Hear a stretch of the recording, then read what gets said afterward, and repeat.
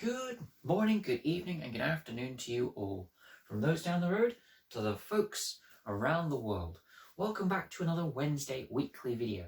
This is going to be a slightly new video for a brand new series. So here are some quick fire facts about things that were happening 100 years ago in 1921. Now, at the end of January 1921, the Allied forces that had fought in the First World War had agreed that Germany should be paying 200 billion marks worth of reparations, which was about 10 billion pounds if you sort of convert the currencies, plus having to pay a tax of 12.5% on all of their imports. This was to be paid over 43 years. Now, the German government, in response to this, thought that this bill was just far too much.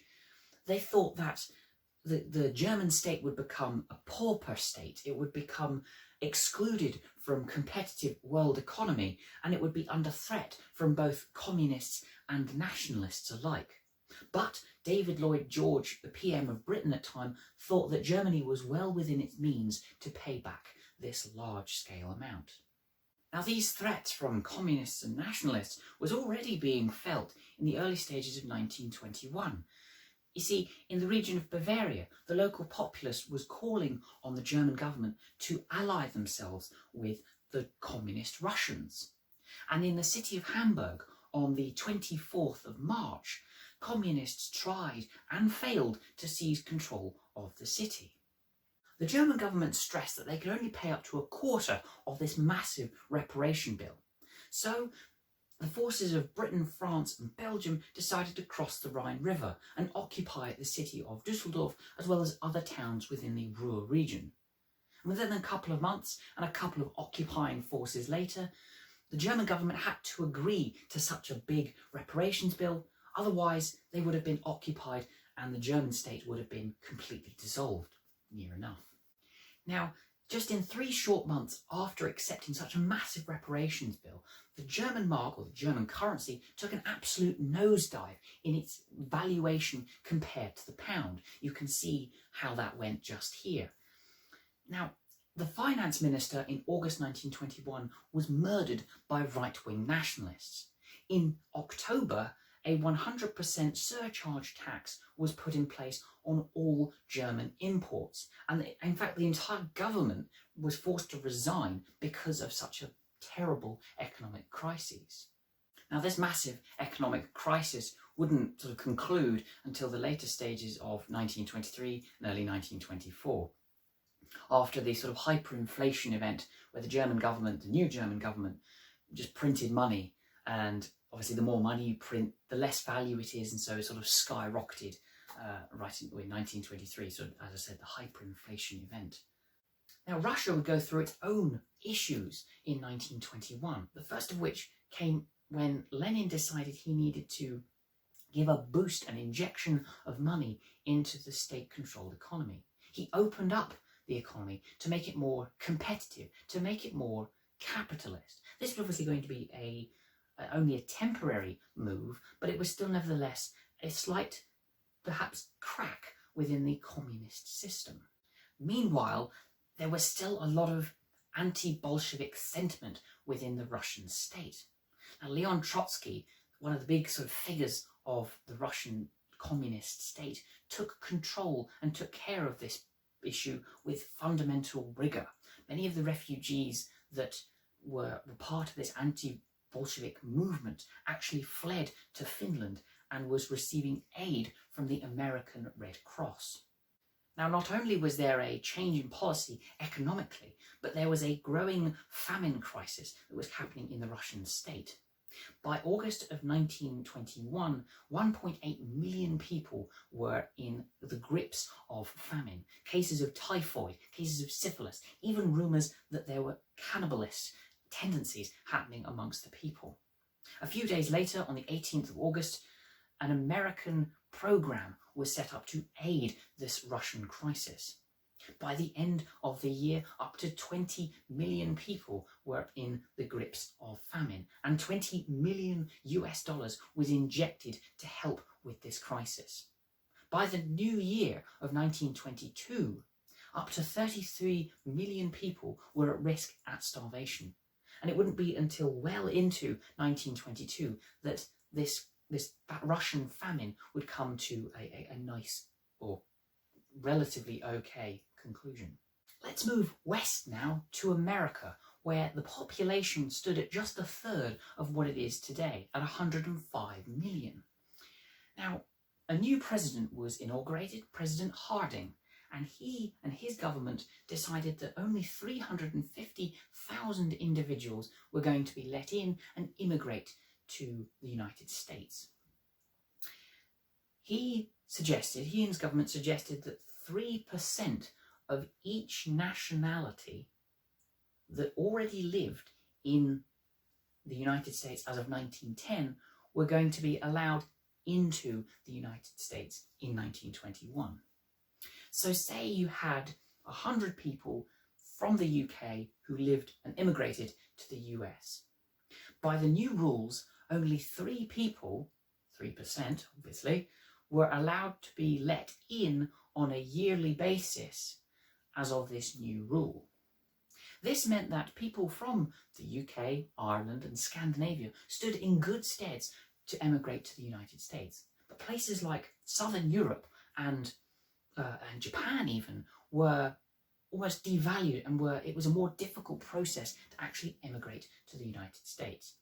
In fact, it took many months before any Germans or Austrians were even allowed to even set foot and emigrate and become citizens within America until about mid-1921.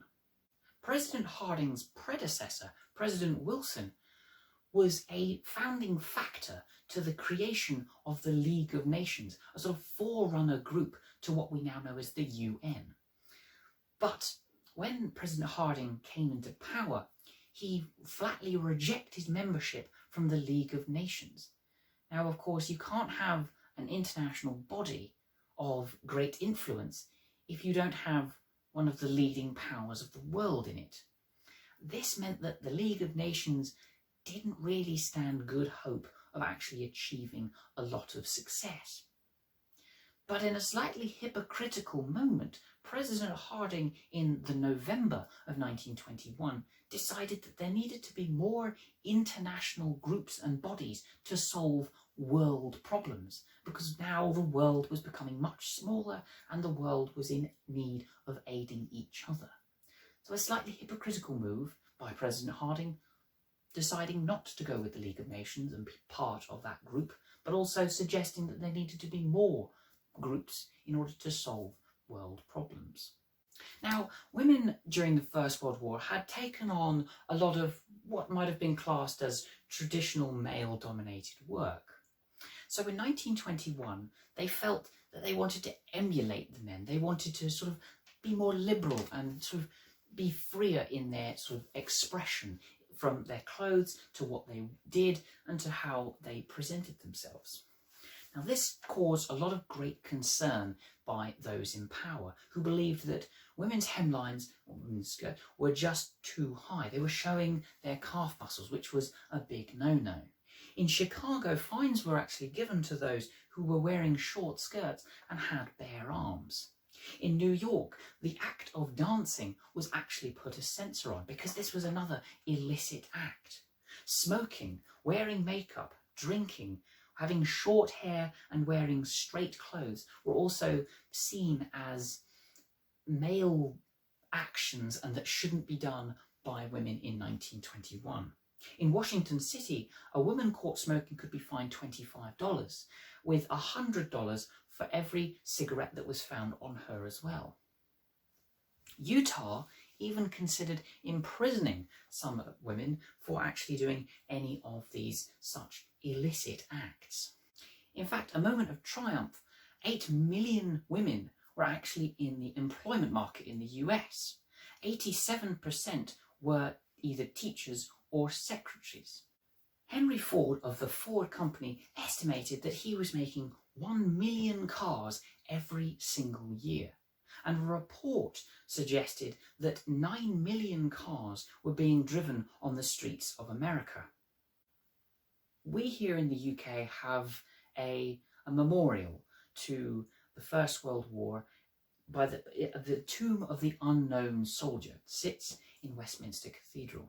And many other nations across the world did very much the same. They exhumed a body from one of the battlefields of the First World War and buried it in a prominent place as a reminder of the dark days of the First World War.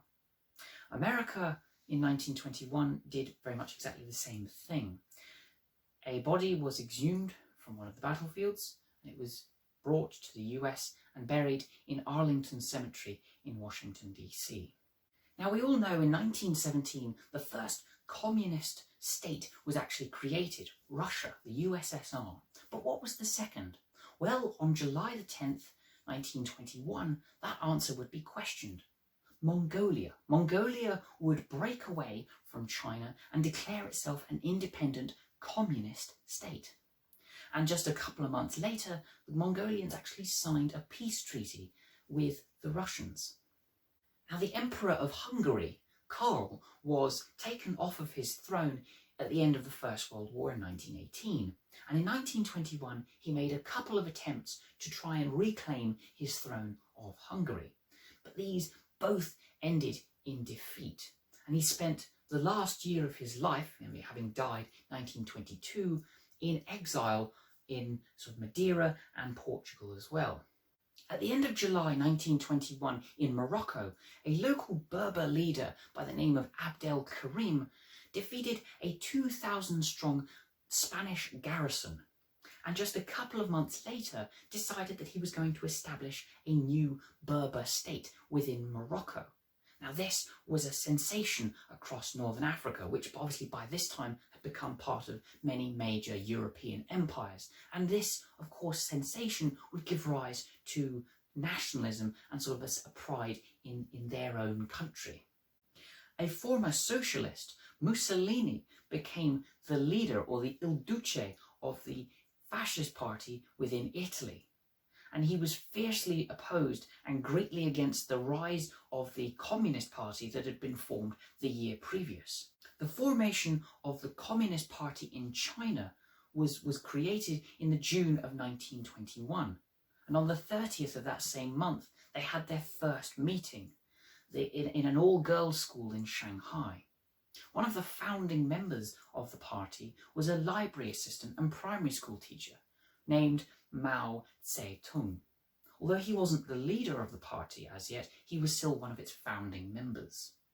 On the 18th of February 1921, a French engineer by the name of Etienne Omican made the first true flight in a helicopter. Although it was a rather unstable flight, it was able to lift more than a few inches off the ground, which many other engineers and scientists had only been able to go. He managed to get the weight and the power distribution just right to get that true flight, but was still yet to find the trick to stabilising the lift and the actual flight itself. On the 5th of July, the first successful eye transplants in fish, frogs and rats were made in this very year. On June the 1st, 1921, the first horse racing derby was broadcast on the wireless. The first TB vaccinations were administered in France on the 18th of July. The first international golf tournament between the US and the UK ended in a thrashing by the Americans against the British. Albert Einstein received the Nobel Peace Prize for physics, but not for his theories about relativity, but instead the successful explanation of photoelectric effect in terms of quantum theory. Anybody knows what that is? Please comment below, because I don't. The first steps towards creating insulin for diabetics was made possible today after successful tests on sort of curing diabetes in dogs. Now, did you know that on the 25th of June 1921, the first rainfall of the year was felt within the UK, ending a 100-day drought? The UK's first birth control clinic was opened by paleobotanist Dr. Mary Stopes. This clinic aimed to give free consultations and cheap contraceptives to women of a maybe slightly poorer class. Queen Mary of the United Kingdom was actually the first woman to receive a degree from Oxford University. This was an honorary degree, but it was still a degree nonetheless. In January 1921, the UK unemployment line was at 927,000 individuals. By the following month, that was just over 1 million. And of this million, there were 368,000 ex-servicemen. Now, on top of that 1 million figure, there were 600,000 individuals who were on short-time pay. This meant that a lot of people were in a state of poverty or struggling to get by. So, a few days after this 1 million figure was announced, government decided that they would increase the unemployment benefits for both men and women, because they had different unemployment benefit wages. Men would receive 18 shillings and women would receive 15 shillings over a 26-week period. This is up from 15 shillings and 12 shillings over a 15-week period. This all came to a head in June of 1921, when you saw up to 2 million people in dispute about how much they should be paid for their work. And then you saw 2.2 million people actually unemployed, of which 1.4 million were actually receiving poor relief. Thankfully, over the coming months, and as the months and years went by, this slowly decreased, because by the August of 1921, only 1.6 million people were actually unemployed. So slowly but steadily, you do start to see some changes and some positive changes. But a judge actually suggested that there would be a mass demoralisation because of this large unemployment. Now, to conclude this video about, this quick fire facts of what's been happening in 1921, I'm obviously doing this because it's a census year this year, as was 1921. And the census is a nice basis for seeing what the differences between then and now really are. And these little facts, I suppose, show the different attitudes, the different sort of political changes, the different crises that people were facing in 1921. So looking to the 1921 census, there was a recorded 42.7 million people in the UK, which was an increase of just 2 million, a slightly small increase on the previous 10 years that had come 1901 to 1911. But of course you had the First World War, where a lot of people died. And of course you have the Spanish flu pandemic, which took a lot of lives as well. So this slight smaller increase just sort of gauges what sort of a world people were coming out following the First World War and following the Spanish flu.